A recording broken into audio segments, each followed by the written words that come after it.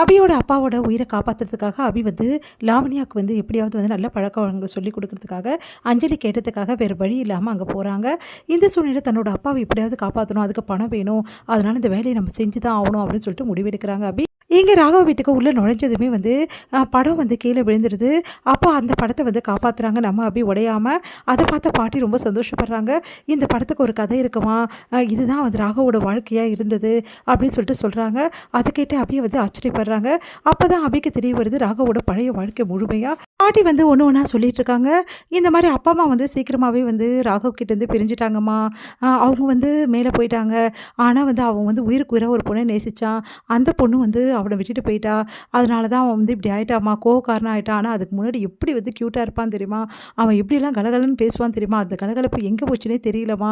இப்போ அவன் சைலண்ட்டாக மாறிட்டான், எல்லார்கிட்ட கோபத்தை வெளிக்காட்டுறான், அவன் மாறுறதுக்கு இதாம்மா காரணம் அப்படின்னோடனே அவருக்குள்ளே இவ்வளோ பிரச்சனைங்க இருக்கா, இது தெரியாமல் நான் அவரை தப்பாக புரிஞ்சுக்கிட்டேனே, இந்த இந்த டெரர் பார்ட்டிக்கிட்ட இவ்வளோ வந்து பிரச்சனை இருக்கா, எப்போ பார்த்தாலும் கோவமாக இருக்காரா அப்படின்னு சொல்லிட்டு யோசிக்கிறாங்க.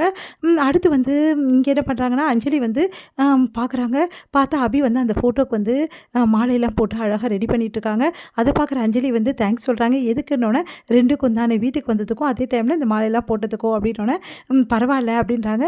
அப்போ கரெக்டாக அங்கே வராங்க லாவண்யா பார்த்துட்டு எனக்கு ட்ரைனிங் கொடுக்க ஆளா, இவகிட்ட போய் நான் ட்ரைனிங் எடுக்கணுமா, என் தலை எடுத்தா அப்படி சொல்லிட்டு செமையாக திட்டிடுறாங்க. உடனே வந்து நான் இங்கேருந்து போயிடுறேன், எதுக்காக வந்து என்னை இன்சல்ட் பண்ணுறீங்க, இவகிட்டலாம் ட்ரைனிங் எடுக்க சொல்லி அப்படி சொல்லிட்டு துணியெல்லாம் எடுத்து வைக்க போகிறாங்க. உடனே அஞ்சலி வந்து இப்போ போயிடுறாளே, இப்போ என்ன பண்ணுறது அப்படின்னு வந்து கவலைப்பட்டு இருக்காங்க. அப்போ வந்து நம்ம அபி சொல்கிறாங்க கண்டிப்பாக அவங்க போக மாட்டாங்க, நான் இப்படியா தடுத்து நிறுத்துறேன்னு சொல்லிட்டு சொல்கிறாங்க. இங்கே வந்து என்ன பண்ணுறாரு, ராகு வந்து ட்ரை பண்ணிகிட்ருக்காரு. அப்போ யோசிக்கிறாரு இன்றைக்கி அபி எப்படி வந்து அந்த படத்தை காப்பாற்றினா, உண்மையிலேயே வந்து அபி எனக்கு ரொம்ப பெரிய உதவி செஞ்சுருக்கா அப்படி சொல்லிட்டு யோசிச்சுட்ருக்காரு. கரெக்டாக அந்த டைமில் வந்து ஃபோன் பண்ணுறாங்க லாவண்யா, இங்கே பாரு தேவையில்லாமல் அபியை பற்றி குறை சொல்கிறத முதல் நிறுத்திட்டு வேலையை பாரு அப்படி சொல்லிட்டு திட்டிட்டு ஃபோனை வச்சிடறாரு.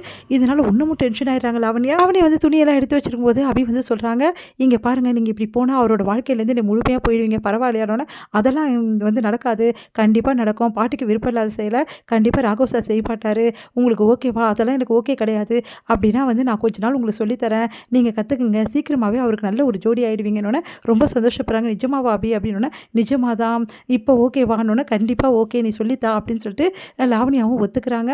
அபியும் ரொம்ப சந்தோஷப்படுறாங்க. நல்ல காலம், நம்ம அப்பா உயிரை காப்பாற்றுக்கு பணம் கண்டிப்பாக கிடச்சிடும், நம்மளுக்கு இந்த வேலை வந்து கண்டிப்பாக வேணும் அப்படின்னு சொல்லிட்டு யோசிக்கிறாங்க. அபி வந்து எங்கே போனான்னு தெரியாமல் அவங்க வீட்டில் உள்ளவங்க எல்லாருமே கவலைப்படுறாங்க.